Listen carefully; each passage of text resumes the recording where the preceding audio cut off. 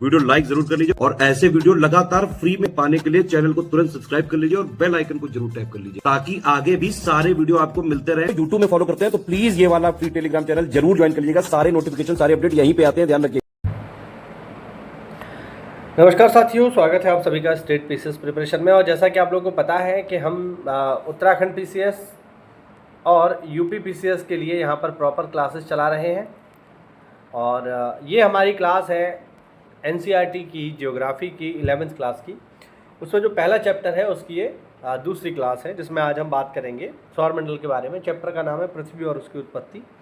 ठीक है, तो इसको हम आज डिस्कस करेंगे। तो अगर आप उत्तराखंड पीसीएस की तैयारी कर रहे हो या फिर यूपी पीसीएस की तैयारी कर रहे हो तो ये आपके लिए काफ़ी बेनिफिशियल रहने वाला है। अपने बारे में बता दूं, मैं हूं निशित मिश्रा, ग्राम विकास अधिकारी उत्तर प्रदेश शासन में। और आज का जो हमारा टॉपिक है वो है सोलार सिस्टम। ठीक, जैसा कि हम सभी लोग जानते हैं कि हमारे सौरमंडल में 8 ग्रह हैं। पहले ग्रह होते थे 9, ठीक है, लेकिन अब ग्रहों की संख्या घटकर हो गई है कितनी? अब ग्रहों की संख्या घटकर हो गई है 8। ठीक है, यम नामक जो ग्रह था उसे हमने ग्रह की श्रेणी से 2006 में कर दिया बाहर। अब ये ग्रह नहीं है, तो टोटल ग्रह रह गए हमारे पास 8। अगर हम इसके जनक की बात करें कि आखिरकार सोलर सिस्टम आया कहाँ से, तो ये आया है निहारिका से। निहारिका मतलब नेबुला।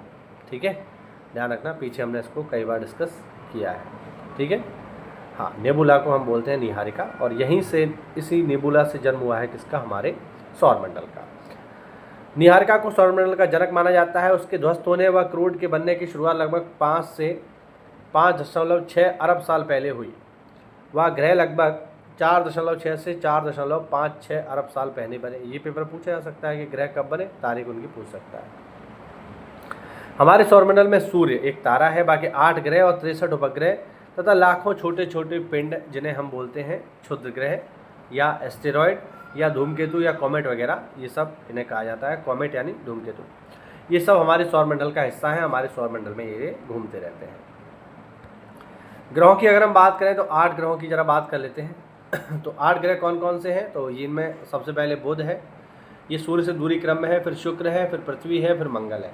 ठीक है, यानी सूर्य मिलेगा आपको सबसे पहले, उसके बाद मिलेगा बुध, शुक्र, पृथ्वी और मंगल। इन चारों प्लैनेट्स को, ये चारों प्लैनेट जो आपको दिख रहे हैं, इनको हम बोलते हैं इनर प्लैनेट। ये क्या है? ये इनर प्लैनेट है। हिंदी में कहते हैं आंतरिक ग्रह।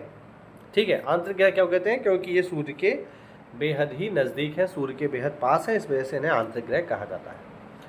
क्योंकि ये सूर्य व क्षुद्र ग्रहों की पट्टी के बीच में स्थित है। ठीक है, और पास में भी है। अच्छा, ये जो चारों ग्रह हैं इनको हम पार्थिव ग्रह भी कहते हैं। ध्यान रखना, यहाँ पे लिखा हुआ है पहले 4 ग्रह पार्थिव ग्रह यानी टेरेस्ट्रियल प्लैनेट कहलाते हैं। पार्थिव ग्रह का मतलब क्या है कि ये पृथ्वी के जैसे हैं। अब पृथ्वी के जैसे हैं इसीलिए पार्थिव है। अच्छा, पृथ्वी कैसी है? तो पृथ्वी है कैसी? शैल और धातुओं से बनी हुई। यानी पृथ्वी में आपको क्या चीज़ें मिलेंगी? या तो चट्टानें मिलेंगी, शैल, पत्थर, और अगर आप अंदर चले जाओगे धरती के कोर में तो आपको मिलेंगी पिघले हुए धातुएं अंदर कोर में। तो हमारी पृथ्वी बनी है चट्टानों और धातुओं से, शैल और धातुओं से। वैसे ही ये चारों ग्रह भी शैल और धातुओं से ही बने हैं, इसीलिए इनको कहा जाता है पार्थिव ग्रह। बाकी जो 4 ग्रह रह गए, बृहस्पति, शनि, अरुण और वरुण, इनको हम बोलते हैं आउटर प्लैनेट। ठीक है, यानी बाहरी ग्रह। बाहरी ग्रह क्यों कहते हैं? क्योंकि बाकी जो लास्ट वाले 4 प्लैनेट हैं, बृहस्पति, शनि, अरुण और वरुण, ये सूर्य से काफ़ी दूरी पर हैं, इसीलिए इनका नाम है बाहरी ग्रह। बात समझ में आ रही है? चलिए आगे देखते हैं। अन्य जो 4 ग्रह हमारे बचे, जिनके नाम अभी मैंने लिए, शनि, अरुण, बृहस्पति, शनि, अरुण, वरुण, इनको हम विशाल ग्रह या जेवियन ग्रह भी कहते हैं। जेवियन मतलब जुपिटर लाइक प्लैनेट, जो जुपिटर के जैसा हो उसे हम बोलते हैं जेवियन। जुपिटर कैसा है? तो देखिए, जुपिटर मेनली बना है गैस से, ध्यान रखना। ठीक है, जुपिटर जो बना है वो मेनली किसका बना है? वो गैस का बना है, हमेशा याद रखिएगा, गैस से निर्मित है। तो जैसे जुपिटर गैस का बना है, वैसे जो लास्ट वाले हमारे 4 ग्रह हैं, चाहे जुपिटर हो या सैटर्न हो या यूरेनस हो या नेपच्यून हो, ये भी गैस से ही बने हैं, इसीलिए इनको कहा जाता है जेवियन ग्रह। बात समझ में आ रही है? हाँ, इनमें से अधिकतर पार्थिव ग्रहों से विशाल है, यानी जो स्टार्टिंग के 4 प्लैनेट हैं उनसे ज़्यादातर जो है बड़े हैं। और हाइड्रोजन व हीलियम से बना इनका सघन वायुमंडल है। जैसे कि मैंने बताया गैस से ही बने हैं। तो ये सभी ग्रहों का निर्माण लगभग 4.6 अरब साल पहले एक ही समय पर हुआ था। लास्ट वाले जो 4 ग्रह इनकी बात हो रही है। अब तक प्लूटो को भी ये ग्रह माना जाता था, परंतु 2006 में, अगस्त 2006 में अंतर्राष्ट्रीय खगोलिकी संगठन ने यह फैसला लिया कि कुछ समय पहले खोजे गए अन्य खगोलीय पिंड जैसे 2003 यूपी 313 तथा प्लूटो बौने ग्रह यानी डवार्फ प्लैनेट कहे जा सकते हैं। हमारे सौरमंडल से कुछ तथ्य सारणी में दिए हुए हैं। ठीक है, हाँ। अब ये यहाँ पर एक देख लो, एक लिस्ट है ये, इसको आप थोड़ा सा मैं बता देता हूँ क्या है। सबसे पहले तो दूरी, तो पृथ्वी और सूर्य के बीच की दूरी को मात्रक हमने माना है, तो इसको माना है 1। ठीक है, यानी पृथ्वी और सूर्य के बीच की दूरी को अगर हम इकाई माने, तो अगर हम ये माने कि पृथ्वी और सूर्य के बीच की दूरी लगभग 15 करोड़ किलोमीटर है, तो इसको हम 1 मान लेते हैं। तो अगर मंगल की बात करोगे तो हमसे करीब 1.5 किलोमीटर दूर है, मतलब 1.5 यूनिट दूर है। जैसे पृथ्वी 1 यूनिट दूर है, वैसे ही पृथ्वी से अगर आप नापोगे तो पृथ्वी और सूर्य के बीच की दूरी को अगर एक यूनिट मान लें, तो पृथ्वी और मंगल के बीच की दूरी होगी करीब 1.5 यूनिट। ये 5.5 मतलब 5.2, ये 9.5, ये 19.1 और ये 30.05 है ना। तो ये दूरी आप देख लो, यहाँ पे घनत्व तो देख लो, ये सब लिखा हुआ है। धरती का घनत्व पेपर में अक्सर करके पूछ लेता है, तो ध्यान रखना पृथ्वी का घनत्व कितना है, 5.5 है। ठीक है, हाँ। बाकी जो गैसियस हमारे प्लैनेट हैं उनका घनत्व देखिए कम है। यहाँ पर आप देखो शनि का घनत्व कितना कम है। ठीक है, इनका मतलब ये है कि अगर इन्हें पानी में डाला जाएगा तो ये शनि जो है तैरने लगेगा। धरती को आप डालोगे तो हो सकता है धरती डूब जाए। ठीक है, उपग्रह देख लो इनके, तो बुध का 0 उपग्रह है, शुक्र का भी 0 है, पृथ्वी का 1 है, मंगल का 2 है, बृहस्पति के 16 है, शनि के 30 से भी ज़्यादा है, यूरेनस के लगभग 17 हैं और नेपच्यून के 8 हैं। ठीक है, चलो आगे बढ़ते हैं। अब कुछ और जानकारी लेते हैं। पार्थिव ग्रह जनक तारे के बेहद ही समीप बने। जनक तारा मतलब सूर्य की बात हो रही है यहाँ पे। तो जो हमारे इंटरनल प्लैनेट हैं, यानी बुध, शुक्र, पृथ्वी और मंगल, इन चारों की बात हो रही है, ये बहुत ज़्यादा समीप है किसके, सूर्य के, जहाँ अत्यधिक तापमान के कारण गैसें संघनित नहीं हो पाई और घनीभूत भी नहीं हो पाई। यानी इनकी दूरी कुछ इस हिसाब से थी कि गैस जो है यहीं फंस के रह गए। ठीक, सौर वायु सूर्य के नज़दीक ज़्यादा शक्तिशाली थी, अतः पार्थिव ग्रहों से ज़्यादा मात्रा में गैस व धूल कण उड़ा के ले गई। क्योंकि सूर्य के बेहद पास थे, इस वजह से इन ग्रहों पर मौजूद जो धूल और एक्स्ट्रा गैस थी उनको सौर वायु या सौर तूफान अपने साथ उड़ा करके ले गए। सौर पवन इतनी भी शक्तिशाली नहीं थी कि जेवियन ग्रहों की गैसों को हटा लेती, यानी धरती से तो हटा ली, लेकिन जो बृहस्पति है, शनि है, अरुण और वरुण है, वहाँ तक उसका प्रभाव कम हो गया। इस वजह से वहाँ गैस अभी भी बनी हुई है। पार्थिव ग्रहों के छोटे होने से इनका गुरुत्वाकर्षण शक्ति भी कम रही, क्योंकि साइज इनका कम है। इसके परिणाम स्वरूप इनसे निकली गैसें इन पर रुकी नहीं रह सकी, ज़्यादातर गैसें उड़ गई। अगर साइज इनका बड़ा होता, जैसे बृहस्पति है काफ़ी बड़ा है ना, जुपिटर, तो जुपिटर से जो गैसें निकल रही हैं वो इसी में फंस के रह जा रही हैं इसकी ग्रेविटी की वजह से। लेकिन धरती से कोई गैस अगर बाहर निकलती है तो वो अंतरिक्ष में चली जाती है, क्योंकि उसकी जो ग्रेविटी है वो काफ़ी कम है और इस वजह से गैसें बाहर निकल जाती है। ठीक है, अंतरिक्ष में चली जाती है मतलब। चलिए अब बात करते हैं चंद्रमा की। चंद्रमा पृथ्वी का अकेला प्राकृतिक उपग्रह है, जैसा कि सब लोग जानते हैं। पृथ्वी की तरह चंद्रमा की उत्पत्ति के भी सिद्धांत हैं। जैसे पृथ्वी की उत्पत्ति के सिद्धांत हैं, कोई कह रहा है बिग बैंग से हुई है, कोई कह रहा है स्टेडी स्टेट से हुई है ना, अलग अलग थ्योरी है। वैसे ही चंद्रमा की उत्पत्ति के भी सिद्धांत हैं। सन 1838 में सर जॉर्ज डार्विन ने सुझाया कि प्रारंभ में पृथ्वी व चंद्रमा तेजी से घूमते एक ही पिंड थे। यानी जॉर्ज डार्विन कह रहे हैं कि एक तरफ थी अर्थ और एक तरफ था मून, और दोनों पहले से ही मौजूद थे, एक दूसरे के ये लोग आपस में चक्कर लगा रहे थे। ठीक है, यह पूरा पिंड डंबल के आकृति में परिवर्तित हुआ। यानी पहले जो है एक ही पिंड था, ठीक, पहले एक ही पिंड था, फिर एक पिंड से 2 पिंड हो गए, इस तरीके से है ना, इस तरीके से 2 पिंड हो गए और बाद में ये दोनों जो है अलग हो गए। तो एक बन गया अर्थ, एक बन गया मून, ये कहना चाहते हैं सर जॉर्ज डार्विन। ठीक है, अंततः तो ये टूट गया। उसके अनुसार चंद्रमा का निर्माण उसी पदार्थ से हुआ है जिससे पृथ्वी का निर्माण हुआ है, और जहाँ से टूटा है वहाँ पर आज प्रशांत महासागर है। इनका कहना था कि भाई देखो ऐसा है, ये पूरा एक पिंड था, ठीक है, बाद में क्या हुआ, इस पिंड के 2 हिस्से हो गए। ठीक है, इस तरीके से 2, मतलब इतना भी बुरा नहीं था। मैं थोड़ा बनाने का प्रयास करता हूँ। ओहो, एक तो कला मेरी यार बहुत ख़राब है भाई यार, इस तरीके से दो पिंड थे, है ना।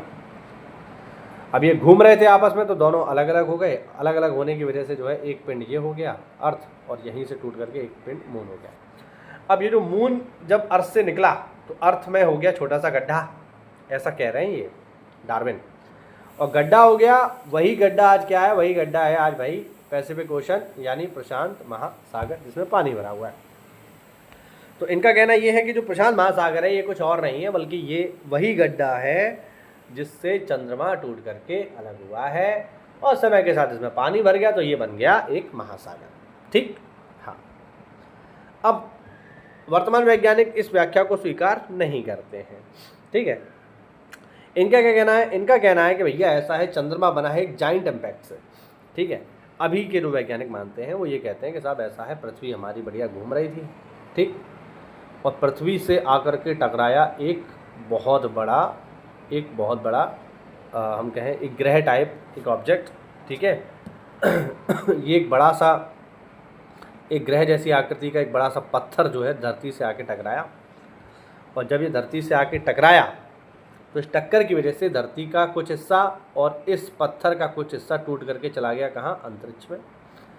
और अंतरिक्ष में ये जो पत्थर थे ये इकट्ठे हो गए और ग्रेविटी की वजह से धरती के चारों ओर घूमने लगे। समय के साथ घूमते ये जो है हो गए गोल, और गोल होकर बन गए ठोस, और यही बन गया हमारा चंद्रमा। ठीक है, वही सब है। ये घटना कब हुई, ये घटना हुई है भैया आज से करीब 4.44 अरब साल पहले, ऐसा माना जाता है। ठीक है, तो चंद्रमा जो है कहीं बाहर से नहीं आया है, ऐसा मत सोच लेना कहीं बाहर से आया और धरती के चारों चक्कर लगाने लगा। एक्चुअल में चंद्रमा जो है वो हमारा ही हिस्सा है, और हमसे ही टूट करके अलग भी हुआ है, तो हमारा ही हिस्सा है। इसकी पुष्टि भी होती है क्योंकि चंद्रमा पर मिलने वाली चट्टानें और धरती पर मिलने वाली चट्टानें लगभग एक समान है। ठीक है, चलो आगे देखते हैं। क्या आप जानते हैं कि प्रारंभ में पृथ्वी चट्टानी, गर्म और वीरान ग्रह थी जिसका वायुमंडल विरल था। विरल मतलब यहाँ बहुत ज़्यादा गैसें नहीं थी, हल्की गैसें थी, हल्की। ठीक है, हाँ। और कौन कौन सी गैसें थी तो मैं कई बार आपको बता चुका हूँ, हाइड्रोजन और हीलियम, यही दो गैसें थी। यह आज की पृथ्वी की वायुमंडल से अलग था, जैसे आज वायुमंडल है उससे अलग था यह। अतः कुछ ऐसी घटनाएं व क्रियाएं अवश्य हुई होंगी जिसके कारण चट्टानी और वीरान एवं गर्म पृथ्वी एक सुंदर ग्रह में परिवर्तित हो गया, जहाँ बहुत सारा पानी तथा जीवन के लिए अनुकूल वातावरण उपलब्ध हुआ। अगले कुछ भागों में हम पढ़ेंगे कि आज से 460 करोड़ साल के दौरान ग्रह पर जीवन का विकास कैसे हुआ, वो हम आगे देखेंगे। पृथ्वी की संरचना परतदार है, जो वायुमंडल की बाहरी छोर से पृथ्वी के क्रोड़ तक एक पदार्थ है, वे एक समान नहीं है। वायुमंडलीय पदार्थ का घनत्व तो सबसे कम है तथा पृथ्वी के सतह से इसके भीतरी भाग तक अनेक मंडल तथा हर एक मंडल की अपनी अलग विशेषता है। ठीक है, चलिए आगे देखते हैं। अब देखते हैं हाँ आखिरकार हमारा स्थल मंडल कैसे बना। ग्रहाणु मतलब वे अणु जिनसे हमारा ग्रह बना है, वह दूसरे खगोलीय पिंड ज़्यादातर एक ही जैसे घने और हल्के पदार्थों के मिश्रण हैं या इनसे बने हैं। उल्काओं के अध्ययन से हमें इस बात का पता चलता है कि बहुत से ग्रहाणुओं के इकट्ठा होने से ग्रह बने। पृथ्वी की संरचना में भी इस प्रक्रम की पृथ्वी की रचना भी इसी प्रक्रम से हुई है। जब पदार्थ गुरुत्व के कारण संहत हो रहा हो तो उन इकट्ठा होते पिंडों ने पदार्थ को प्रभावित किया, इससे अत्यधिक ऊष्मा उत्पन्न हुई। यह क्रिया जारी रही और उत्पन्न ताप के पदार्थ पिघलने व गलने लगे। यह पृथ्वी की उत्पत्ति के दौरान और उत्पत्ति के तुरंत बाद हुआ। अत्यधिक ताप के कारण पृथ्वी आंशिक रूप से द्रव अवस्था में रह गई और तापमान की अधिकता के कारण ही हल्के और भारी घनत्व के मिश्रण वाले पदार्थों के घनत्व के अंतर के कारण वे अलग होना शुरू हो गए। यानी जब धरती गर्म हुई तो ऐसे पदार्थ जिनका घनत्व कम था वो भी पिघले और ऐसे पदार्थ जिनका घनत्व ज़्यादा था वो भी पिघले। लेकिन घनत्व में अंतर के कारण क्या हुआ, जिनका घनत्व ज़्यादा था वो नीचे चले गए और जिनका घनत्व कम था वो ऊपर चले गए। इस वजह से दोनों पदार्थ अलग अलग हो गए। ठीक है, अलगाव से भारी पदार्थ पृथ्वी के केंद्र में चले गए जैसा कि मैंने बताया, और हल्के पदार्थ पृथ्वी की सतह पर आ गए, ऊपर की तरफ आ गए। ठीक, समय के साथ यह और ठंडे हुए तथा ठोस रूप में परिवर्तित होकर छोटे आकार में हो गए। अंततः यह पृथ्वी की भूपर्पटी के रूप में विकसित हो गए। हल्के व भारी घनत्व वाले पदार्थों के पृथक होने की इसी क्रिया को हम कहते हैं विभेदन यानी डिफरेंशिएशन। ध्यान रखना, ये इंपॉर्टेंट चीज़ है, पेपर में आपसे पूछा जा सकता है कि विभेदन की प्रक्रिया को व्याख्या करिए या पृथ्वी के संदर्भ में विभेदन क्या है। तो आपको बताना पड़ेगा कि विभेदन है पृथ्वी पर हल्के घनत्व तथा भारी घनत्व वाले पदार्थों के अलग होने की प्रक्रिया। हल्के घनत्व वाले पदार्थ आगे चलकर पृथ्वी की भूपर्पटी बने और भारी घनत्व वाले पदार्थ आगे चलकर पृथ्वी के कोर में जाकर के जमा हो गए, जिन्हें आज निकेल और लोहे के रूप में पृथ्वी के कोर में देखा जा सकता है, हम लोग जानते हैं। ठीक है, चलो आगे बढ़ते हैं। अब यहाँ पर ये देखो, ये एक लिस्ट है, इसको देख लो आप लोग, है ना। इस लिस्ट में आपको ये 4 चीज़ें यहाँ पर थोड़ा सा ध्यान देनी है। ये लिखा हुआ है ईयान, ये है महाकल्प, ये है कल्प, ये है युग, ये है आधुनिक वर्ष से पहले, और ये है उसकी घटनाएं। ठीक है, अब इसको पढ़ा कैसे जाएगा, तो देखो इसको भैया ऊपर से नहीं, इसको नीचे से पढ़ा जाएगा, ध्यान रखना। ठीक है, हाँ, सबसे पहले क्या हुआ, बिग बैंग हुआ। कब हुआ, 13.7 अरब साल पहले।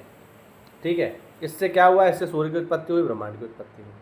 ठीक, उसके बाद हम थोड़ा और आगे बढ़ते हैं, तो ये सब सुपरनोवा हुआ, तारों की उत्पत्ति वगैरह, ये सब यहाँ पर आप देख सकते हैं। ठीक है, उसके बाद आ गया हेडियन जो है, हेडियन। अब हेडियन क्या है, तो हेडियन है एक यान।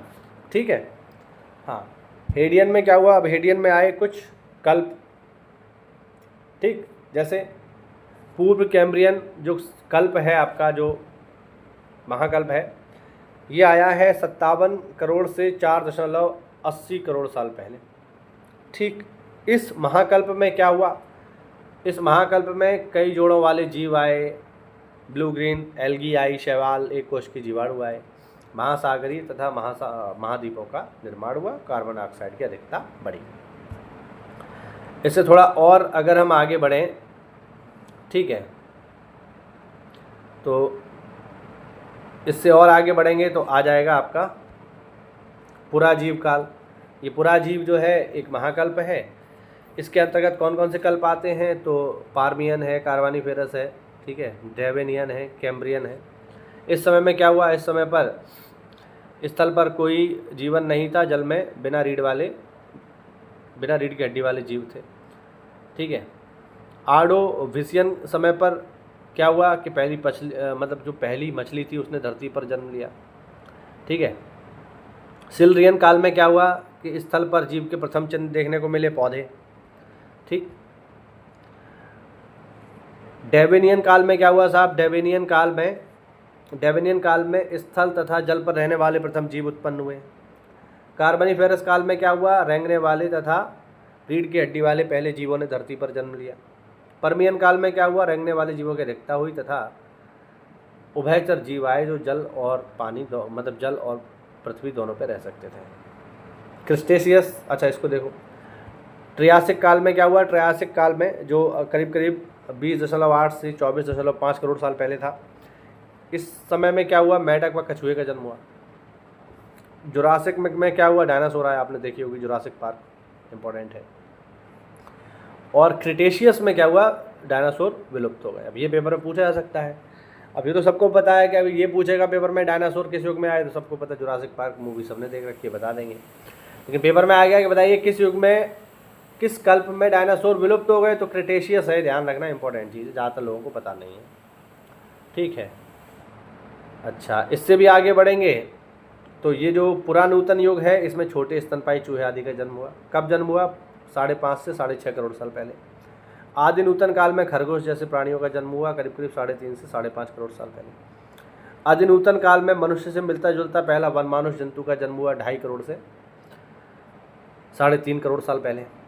अल्प नूतन काल में जो है वनमानुष आया, फल फूल वाले पौधे और वृक्ष आ गए। कब, 50 लाख से करीब 2.5 करोड़ साल पहले। अति नूतन काल जो है ये 20 लाख से 50 लाख साल पहले था। इसमें आरंभिक मनुष्य के पूर्वज हमें देखने को मिलते हैं, होमोनिड वगैरह। और उससे भी आगे बढ़ेंगे तो अत्यंत नूतन काल है, ये 10,000 से 20 लाख साल पहले है। इसमें होमोसेपियंस वगैरह देखने को मिलते हैं। अभिनव काल जो है ये आज से 10,000 साल पहले का है और इसमें हमें आधुनिक मानव देखने को मिलता है। अब पेपर में देखो क्या पूछता है, पेपर में तो पहले तो यही पूछ लेगा, ठीक है, कि किस युग में कौन सा प्राणी जन्म ले रहा है, खासकर ये वाले सारे के सारे आप इनको देख लेना, ठीक है। डायनासोर कब आया है, कब विलुप्त हो गया। दूसरा यहाँ पर आपको ये ध्यान रखना है, ये वाला ये पूरा का पूरा, ठीक है, खासकर इतना तो याद ही रखो आप लोग। ये पेपर पूछेगा इनमें से बड़ा कौन सा, ईयान बड़ा है, महाकल बड़ा है, कल बड़ा है या युग बड़ा है, तो फिर आपको बताना पड़ेगा ईयान सबसे बड़ी इकाई है और युग सबसे छोटी इकाई है। इसको हम आगे देखेंगे, पेपर में पूछा गया है, ठीक है। चलो अब ये है, आगे है वायुमंडल तथा जलमंडल का विकास। पृथ्वी के वायुमंडल की वर्तमान संरचना में नाइट्रोजन तथा ऑक्सीजन का प्रमुख योगदान है। जैसा कि हम जानते हैं हमारे यहाँ 70% जो है 71% नाइट्रोजन है और 21% जो है हमारे यहाँ पर ऑक्सीजन है। वायुमंडल की संरचना के संगठन के बारे में 8वें अध्याय के बारे में बताया गया, 8वें चैप्टर में, वो हम आगे देखेंगे। वर्तमान वायुमंडल के विकास की 3 अवस्थाएं हैं। पहली अवस्था में आदिकालिक वायुमंडलीय गैसों का ह्रास हुआ, गैसें जो है सौर आदि के कारण से धरती से उड़ गई। दूसरी अवस्था में पृथ्वी के भीतर से निकली भाप तथा जलवाष्प ने वायुमंडल के विकास में योगदान किया। अंत में वायुमंडल की संरचना को जैव मंडल तथा प्रकाश संश्लेषण से संशोधित किया गया। कैसे हुआ वो हम देखेंगे। देखो, अगर कोई आपसे पूछे ना, जैसे कोई आपसे पूछे कि बताओ धरती पर ऑक्सीजन का सबसे बड़ा सोर्स क्या है, हो सकता है ज़्यादातर लोग जवाब दें पेड़ पौधे, बट इसका जवाब पेड़ पौधे नहीं है। ध्यान रखना, धरती पर ऑक्सीजन का सबसे बड़ा सोर्स क्या है, हमारे महासागर है। हमेशा ध्यान रखना इस बात को। महासागरों में भी कौन है भैया, तो महासागरों में है ग्रीन ब्लू एल्गी, यानी नीले हरे शैवाल। ये नीले हरे शैवालों की वजह से ही जो महासागरों में पाए जाते हैं, हमारे वायुमंडल में ऑक्सीजन गैस मौजूद है। अगर हमारे पास महासागर नहीं होते तो ऑक्सीजन भी नहीं होती, यानी हम भी नहीं होते। इसीलिए कहा जाता है जल ही जीवन है। ये बात बिल्कुल सत्य है, इसको हल्के मत लेना। अगर महासागर ख़त्म हो जाए तो धरती से ऑक्सीजन भी ख़त्म हो जाएगी, पानी बरसना बंद हो जाएगा, और पानी वानी और ऑक्सीजन नहीं होगी तो तुम जी के क्या करोगे, फिर कल को SDM भी बन जाओगे तो भी ये सब चीज़ें थोड़ी प्राप्त कर लोगे। तो महासागर यानी जल ही जीवन है, इस बात से सिद्ध होता है। ध्यान रखना, पृथ्वी पर ऑक्सीजन के लिए जिम्मेदार क्या है, हमारे नीले हरे शैवाल जो पाए जाते हैं महासागरों में। इन्होंने ही धरती पर ऑक्सीजन को भरा है। आगे देखते हैं।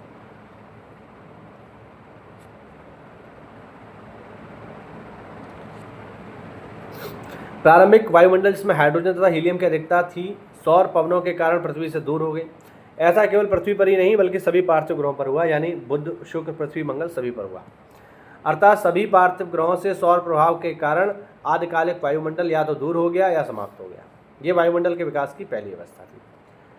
पृथ्वी के ठंडा होने और विभेदन के दौरान, विभेदन याद आया नहीं आया, विभेदन मतलब भारी डेंसिटी वाले पदार्थ नीचे चले गए, हल्के डेंसिटी वाले पदार्थ ऊपर आ गए। दौरान पृथ्वी के अंदरूनी भाग से बहुत सी गैसें तथा जलवाष्प बाहर निकले। इसी कारण से वायुमंडल का उद्भव हुआ। आरंभ में वायुमंडल में जलवाष्प, नाइट्रोजन, कार्बन डाइऑक्साइड, मीथेन तथा अमोनिया अधिक मात्रा में तथा स्वतंत्र ऑक्सीजन बहुत कम थी, यानी लगभग ना के बराबर थी। वह प्रक्रिया जिसने पृथ्वी के भीतर के भाग से गैसें धरती पर आईं, इसे गैस उत्सर्जन यानी डीगैसिंग कहा जाता है। लगातार ज्वालामुखी विस्फोट से वायुमंडल में जलवाष्प तथा गैस की मात्रा बढ़ने लगी। पृथ्वी के ठंडा होने के साथ जलवाष्प का संघनन शुरू हुआ। वायुमंडल में उपस्थित कार्बन डाइऑक्साइड से वर्षा के पानी में घुलने तथा तापमान में अधिक गिरावट आ गई। ठीक है, पृथ्वी के धरातल पर वर्षा का जल गड्ढों में इकट्ठा होने लगा, जिससे महासागर बने।